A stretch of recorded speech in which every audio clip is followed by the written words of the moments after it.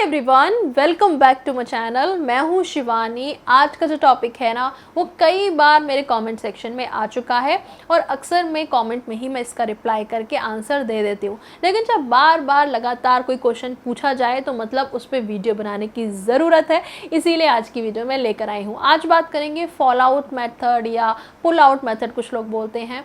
ये मेथड क्या है, इससे प्रेगनेंसी से बचा जा सकता है ऐसा लोगों को लगता है, और बहुत सारे ऐसे कपल हैं जो यूज़ करते हैं इस मेथड को। इसमें जब कपल इंटरकोर्स करते हैं, सेक्सुअल इंटरकोर्स करते हैं, तो वो किसी प्रोटेक्शन मेथड का यूज़ ना करके ये वाला मेथड यूज़ करते हैं कि जब लड़का जो है वो डिस्चार्ज होने वाला होगा तो उससे जस्ट पहले वो बाहर निकाल लेगा अपने ऑर्गन को, अपने सेक्स ऑर्गन को, और बाहर डिस्चार्ज करेगा।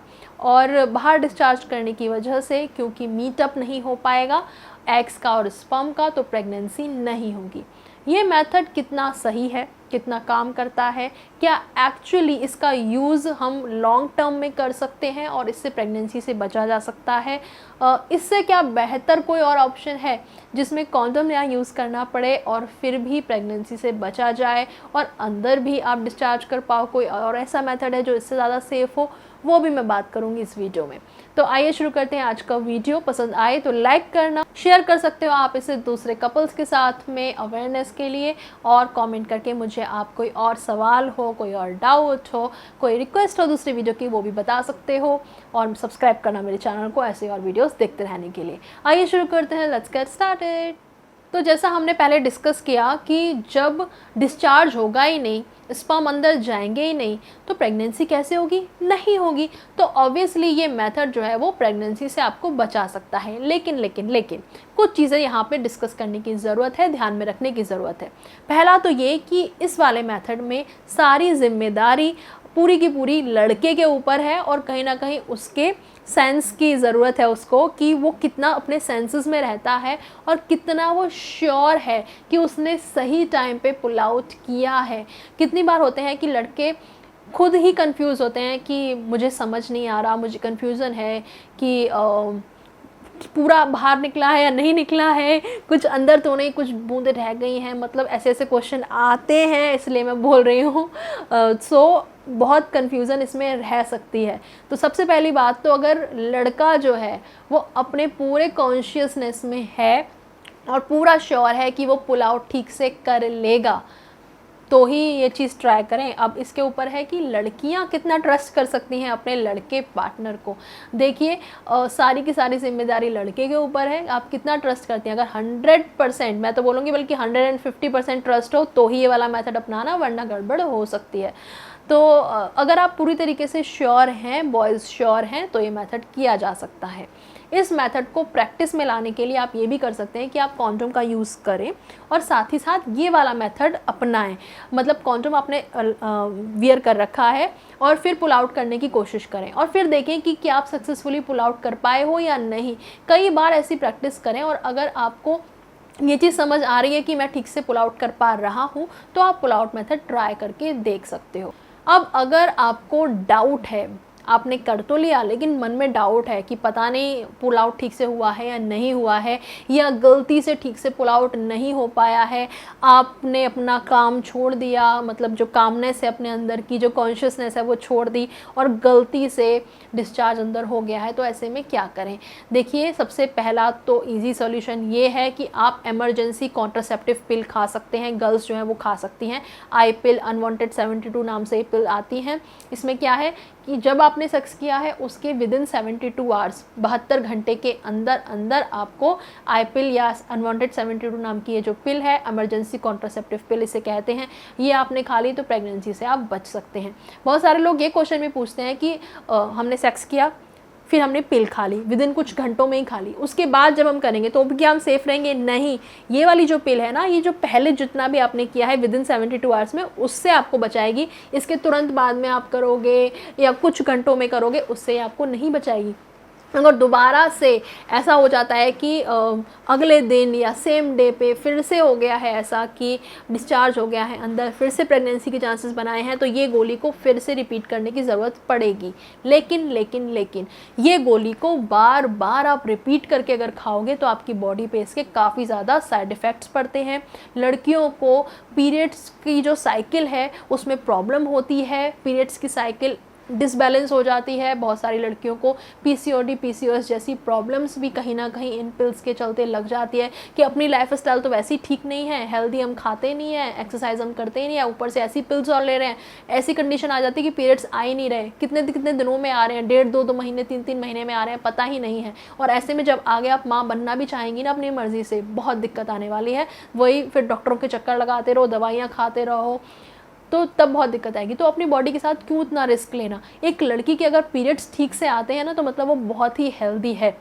अगर आपकी पीरियड्स की साइकिल में बहुत दिक्कत है, ठीक से खुल के नहीं आ रहे हैं, ब्लड फ्लो ज़्यादा आ रहा है, आते ही नहीं हैं या बहुत जल्दी आ जाते हैं, ये सब पीरियड्स की प्रॉब्लम का मतलब है कि आप हेल्दी नहीं हो। और अगर आप एक हेल्दी विमेन हो तो क्यों बार बार ऐसी पिल्स को खा के आपको अपनी बॉडी को ख़राब करना है, अनहेल्दी बनाना है। तो बहुत ज़रूरी है कि ये वाली पिल जो है वो बहुत ज़्यादा इमरजेंसी के केस में ही आप खाएँ। अब क्या कर सकते हैं, इसके अलावा क्या करें अगर लड़का बार बार ऐसी गलती कर देता है, लड़की को बोलता है तुम पिल खा लो, कभी भी इन चक्करों में मत आना। अगर कोई लड़का है जो बार बार आपके साथ ऐसा कर रहा है अपनी बॉडी के साथ किसी और के मज़े के लिए, आप रिस्क क्यों लेते हो, क्यों लेते हो आप। उसको बोलो कॉन्डोम यूज़ करो, उसको बोलो कि नहीं मुझे ये मेथड पे भरोसा, तुम अगर कंट्रोल ही नहीं कर पा रहे हो तो क्यों करना है ये मेथड यूज़।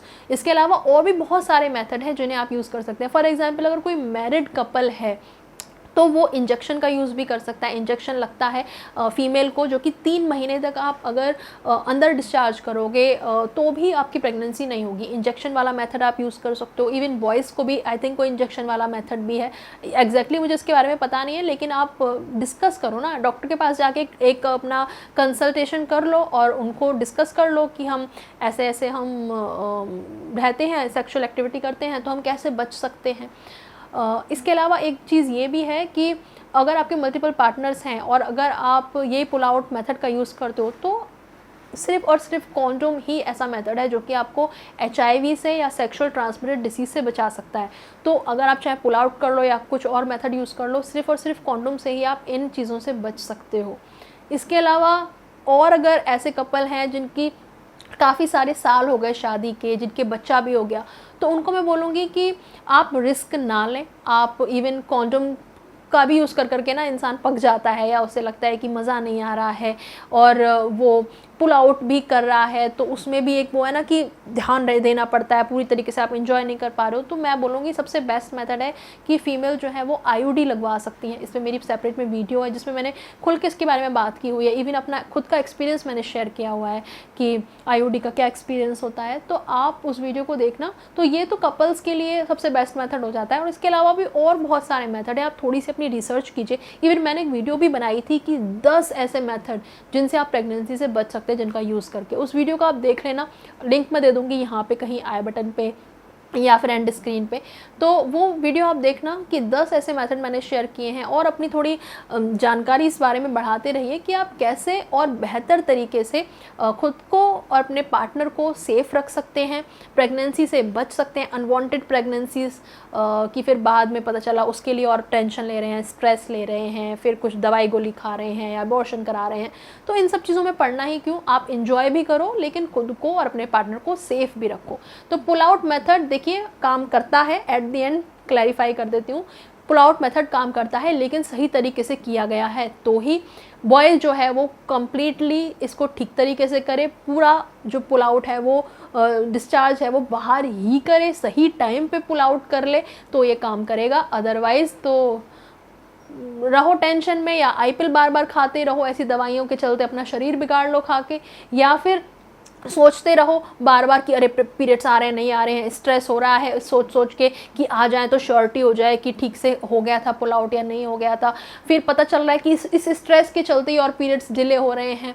और पीरियड्स आ भी गए तो फिर श्योरिटी हो गई कि अच्छा चलो आ गए हैं। लेकिन फिर क्या होता है ना कि अगर पीरियड्स ना इस बार थोड़े डिफरेंट आए हैं, प्रेगनेंसी तो नहीं हो गई होगी, ये वाले पीरियड जो है वो कहीं प्रेगनेंसी के चलते तो नहीं हो गए होंगे, मतलब ऐसे ऐसे क्वेश्चन आते हैं ना मेरे पास। अरे भाई अगर प्रेग्नेंट नहीं हो तभी पीरियड्स आए हैं, तो पीरियड्स अगर आ गए मतलब आप प्रेग्नेंट नहीं हो, ये स्ट्रेस छोड़ दो कि पीरियड्स ना इस बार मेरे थोड़े कम आए हैं या इस बार थोड़े ज़्यादा आ रहे हैं, इस बार क्रैम्प्स ज़्यादा पड़ रहे हैं पीरियड्स में, तो कहीं प्रेगनेंसी तो नहीं है। पीरियड्स आ गए मतलब प्रेगनेंसी नहीं है। बाकी अगर कुछ भी हो रहा है तो वो किसी और लक्षण की वजह से हो सकता है। आपने इस तरीके की अनवांटेड पिल्स खाई हो जिसका वो साइड इफेक्ट हो, या और भी बहुत सारे बॉडी में चेंजेस रहते हैं जिसके चलते पीरियड्स हो सकता है थोड़े डिसबैलेंस हो। लेकिन अगर पीरियड्स आ गए मतलब प्रेगनेंसी नहीं हुई है।